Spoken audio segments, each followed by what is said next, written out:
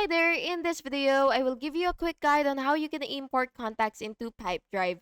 So please listen carefully to each step and detail that I will be explaining, and this will help you quickly add multiple contacts and save time on manual entry. So first, make sure to log into your Pipedrive account first, and then you will see contacts section, and then go ahead and click contacts and then import.